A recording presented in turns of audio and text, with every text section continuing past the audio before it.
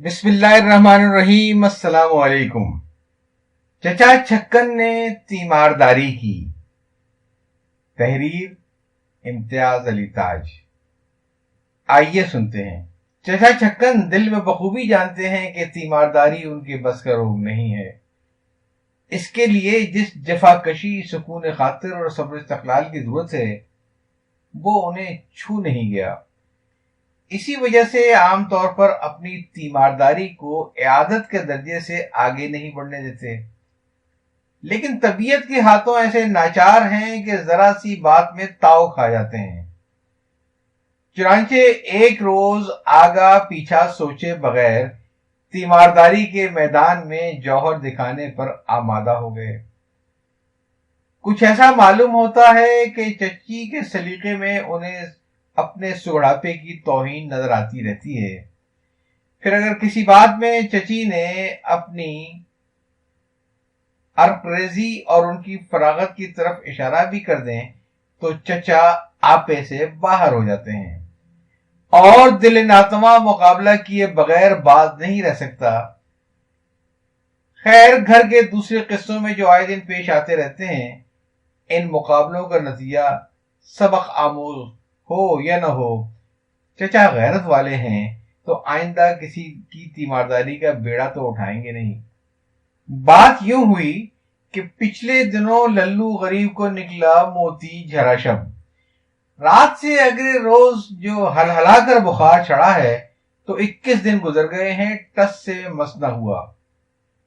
घर में काम वाली ले दे के एक चची, वो गरीब क्या करें, घर उठाएं, हांडी चूल्हा देखें, बच्चे संभालें या हर वक्त बीमार की पट्टी से लगी बैठी रहें।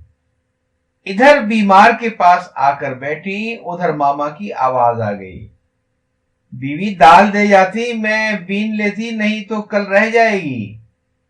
बावर्ची खाने में पहुंची तो लल्लू ने ठनकना शुरू कर दिया, मैं तो अम्मा ही के हाथ से पानी पीऊंगा। किसको टालें और किसकी खबर लें। दिन इसी कवायद में गुजरता, रात आंखों में कटती, फिर एक दिन न 2 दिन, म्यादी बुखार 3 हफ्ते की मेहनत ने अधमुआ कर डाला। 21वां दिन से आस लगाए बैठी थी कि बुखार टूट जाएगा, लेकिन 21वां दिन भी आया और साफ गुजर गया। एक और हफ्ता पहाड़ की तरह सर पर आ खड़ा हुआ। तीसरे पहर बैठी तौलिए से लल्लू के झावा कर रही थी कि कहीं चचा ने इमामी के हाथ पान की डिबिया अंदर भेज दी। साथ ही कहला भेजा, खूब अच्छी तरह भर दें। चची फिक्रमंद तो बैठी ही थी, उधर हाथ भी रुका हुआ था। बिगड़ कर बोली, ले जा उठा के, पानदान भरते रहेंगे आप ही। पानदान के जवाब में चचा खुद आ मौजूद हुए। वो पानदान भेज दिया तुमने? चच्ची गुस्सा कड़वे घोट की तरह पी गई, सिर्फ इतना कहा, और क्या बीमार की चारपाई उठवाकर भिजवा दी? चचा को इसकी शरह समझने की जरूरत न हुई। चची के तेवर बेढप थे। लल्लू से मुखातिब हो गए, क्यों बे यार लल्लू, रावी चैन लिखता है ना, बड़े ठाठ से झावा करवा रहे हो उस्ताद, अब ये कहो तो उठते कब हो? चची से रहा ना गया। जल्दी उठ बैठ बेटे, अब्बा फिक्र के मारे दुबले हुए जा रहे हैं। अब इतने खुले वार पर चुप रहना भला चचा के लिए कैसे मुमकिन था। बोले, यानी तुम समझती हो तुम्हारे सिवा किसी को बच्चे की फिक्र ही नहीं? चची रूखी हंसी हंस पड़ी। ये तो वही मिसल हुई, चोर की दाढ़ी में तिनका। चचा के लिए बात खोलकर करने के सिवा कोई चारा न रहा। बड़ा तीर मारा कि 2 रोज तीमारदारी कर ली। समझ बैठी कि हम च्यूमन दीगरे नीस्त, जनाब ने तो एक बच्चे की तीमारदारी की है, मैं 20 जवानों की तीमारदारी कर चुका हूं। और अब मैंने भी अगर ज्यादा दखल न दिया और दिल मार कर चुपका बैठा रहा तो किस ख्याल से तुम्हारे कि भाई मां है, ऐसे बच्चे की ममता है, जो चीज चाहे कर लेने दो, वरना मुझे खुद कब गवारा था कि बीमार बच्चे को तुम्हारे हाथ में छोड़ दूं। चची सर फेरते हुए बोली, کبھی اتنی توفیق تو نہ ہوئی کہ گھڑی دو گھڑی کو بیمار کے پاس بیٹھ جائیں؟ آ جاتے ہیں صبح شام ناک پر دیا جلا کر کہ اتر گیا ہوگا بخار. کیا بات اب تک اترا کیوں نہیں؟ تیز ہے. اوہو، یہ تیمارداری کریں گے. چچا چھکن دشنام سن سکتے ہیں، لیکن ایسا تانا جس میں ان کی قابلیت کے کسی پہلو کی طرف اشارہ ہو، اور پھر چچی کی زبان سے ان کی برداشت سے باہر ہے.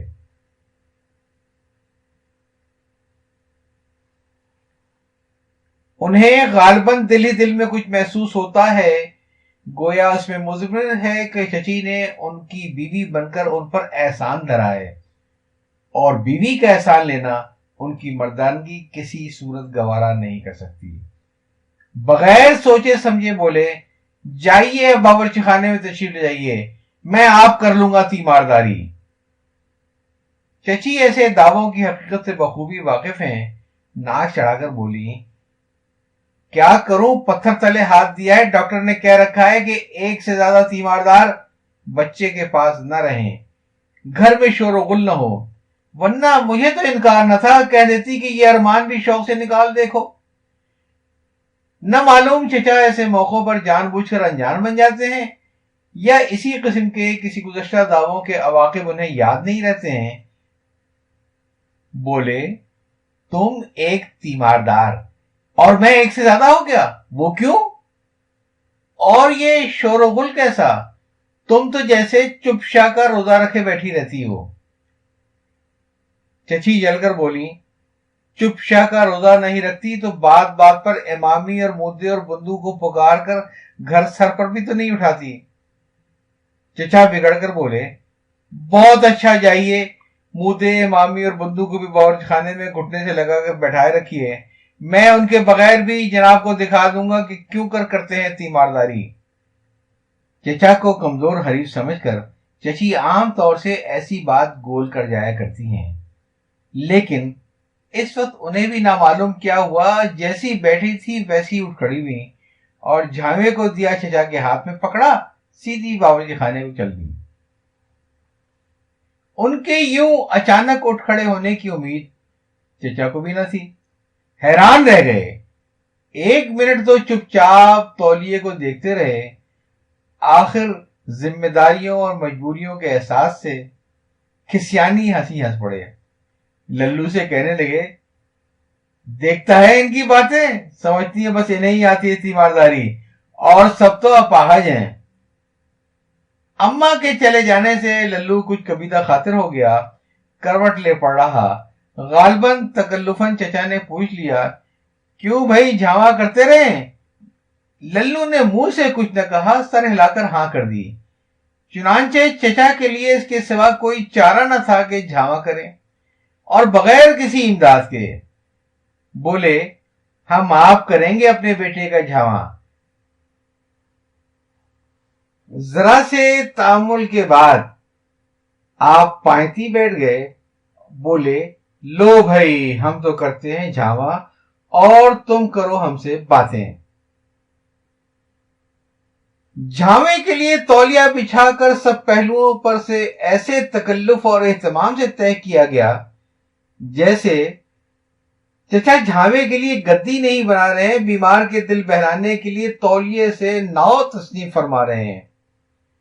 اس دوران میں للو سے برابر مخاطب رہے، یہ چپ سادھنے کی شرط نہیں ہے، یوں تمہارا دل گھبرا جائے گا، باتیں کرنی ہوگی ہم سے. ہاں اچھا یہ بتاؤ تم اچھے ہو کر کیا کھاؤ گے؟ 21 دن کا بیمار بھلا کیا باتیں کرے، کروٹ لیے چپکا پڑا رہا. تولیہ تہ کر چکنے کے بعد چچا کے چہرے پر فخر و اطمینان کی ایک مسکراہٹ کھیلنے لگی. اب بنی نا گدی جھاوے کی، اسے کہتے ہیں گدی، کبھی دیکھی بھی نہ ہوگی بیگم صاحبہ نے. چچا نے جھاوا شروع ایسے زور و شور سے کیا گویا جھاوا نہیں کر رہے، پاؤں پر مالش کر رہے ہیں. باتیں مجبوراً بند کر دی تھیں، کیونکہ ہاتھ کی حرکت کے باعث باتیں گیت کی تانے سے بن کر حلق سے نکلتی تھیں. بار بار گردن بڑھا کر صحن کی طرف دیکھ رہے تھے کہ شاید کسی سے نظریں چار ہو جائیں اور وہ اس کار نمایاں کی خبر چچی تک پہنچا دے۔ سانس پھولا ہوا تھا، بات نہ ہوتی تھی، مگر محض چچی کو سنانے کو کہے بھی جا رہے تھے۔ اب مزہ آیا ہوگا جھامے کا، بڑی محنت کا کام ہے، ایک طرح کا فن سمجھنا چاہیے۔ لیکن 5 ہی منٹ میں صورت حالات میں تبدیلی رونما ہوئی۔ پہنچے اور کوہنیاں دکھنے لگی، بازو ڈھیلے پڑ گئے، ہاتھ رہ گیا، دل اکتا گیا، اٹھنے کی فکر ہونے لگی، مگر اب اٹھیں کیوں کر؟ خود اٹھتے ہوئے ندامت ہوتی تھی۔ لڑکا بس کرنے کو کہتا نہیں تھا، نہ امید تھی کہ کہے گا۔ وہ آنکھیں بند کیے ایسا خاموش پڑا تھا گویا اسے خبر ہی نہیں کہ چچا پر کیا گزر رہی ہے۔ آخر کچھ دیر بعد تنگ آ کر چچا نے ہاتھ روکنا اور اس سے پوچھنا شروع کیا، کیوں بھائی پیاس تو نہیں لگی؟ پانی لاؤں؟ انار کے دانے نکال کر تمہیں دوں؟ ارے ہاں للو، وہ جو تو نے پودا لگایا تھا کیری میں، اس میں پھول آ گئے، لا کر دکھاؤں؟ مگر للو نے کسی ایسی چیز کی فرمائش نہ کی جسے لانے کے لیے چچا کو اٹھنے کا موقع مل سکتا۔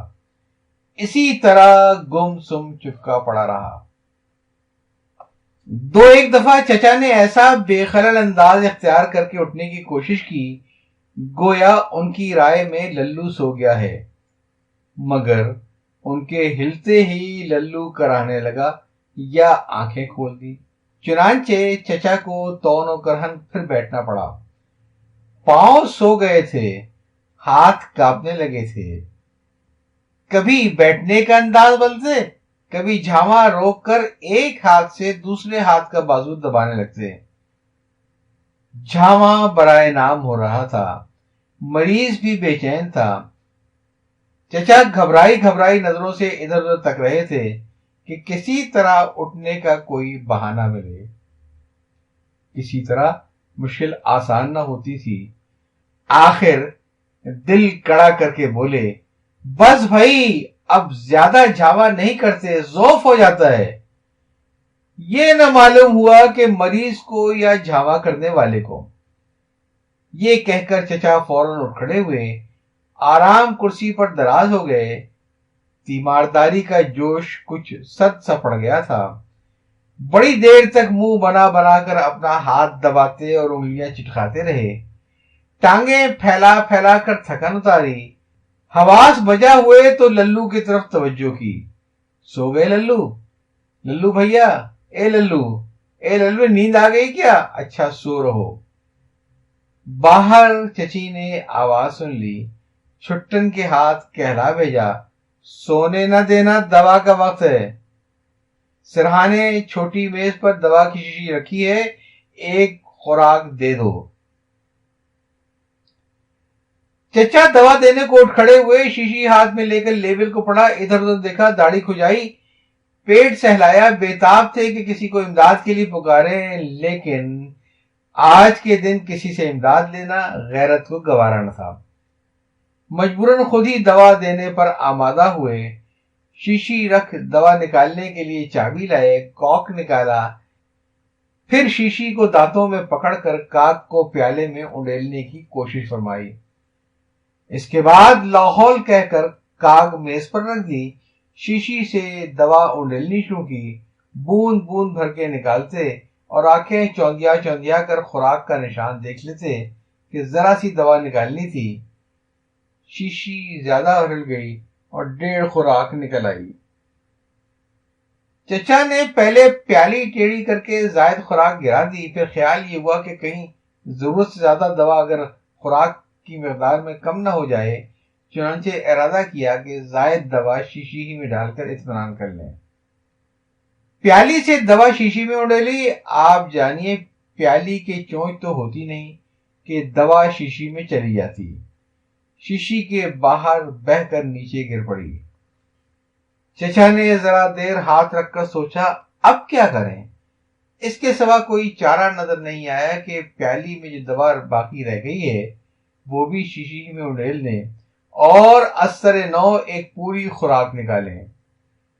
چنانچہ یکلخت دوا اونڈیلی تو شیشی ذرا سی ہل گئی، باقی سب ہاتھ پر بہتی ہوئی فرش پر گر پڑی۔ چھٹن کے ہاتھ چچی نے انار کے دانے نکال کر بھیجے تھے، وہ غریب کھڑا دوا نکالنے کا تماشا دیکھ رہا تھا، اسے آ گئی ہنسی۔ ایسے موقع پر اگر کوئی ہنس پڑے تو چچا کو آگ لگ جاتی ہے۔ سر پھیر کر لال پیلی آنکھوں سے اسے گھورا، بدتمیز کہیں کا، ہنسا کاہے کو، اور یہ کیا موقع تھا ہنسی کا، پیٹ پیٹ کر اتوا کر دوں گا۔ غرض غریب کو ڈانٹ کر روکھا بنا دیا۔ ہاتھ پوچھ پانچ چچا نے جب شیشی کو دیکھا تو دوا آدھے نشان تک تھی، آدھی اس ادلا بدلی میں ضائع ہو چکی تھی۔ اب کیا کریں؟ آدھی خوراک سے آدھی خوراک تک دوا نکالنا آسان نہ تھا، چنانچہ غور و خوض کے بعد طے کیا کہ بقیہ آدھی خوراک بھی ضائع کر دی جائے، اس سے اگلی پوری خوراک نکالی جائے۔ چونکہ باقی خوراک مریض کو نہ دینی تھی بلکہ ضائع کرنی تھی، اس لیے اسے احتیاط سے نکالنے کی چچا کو نہ سوجی۔ دروازے میں جا شیشی ذرا بے فکری سے دروازے میں الٹا دی۔ اب جو شیشی آنکھوں کے سامنے لا کر دیکھتے ہیں تو دوا پھر آدھے ہی نشان تک، مگر اگلی سے اگلی خوراک کے۔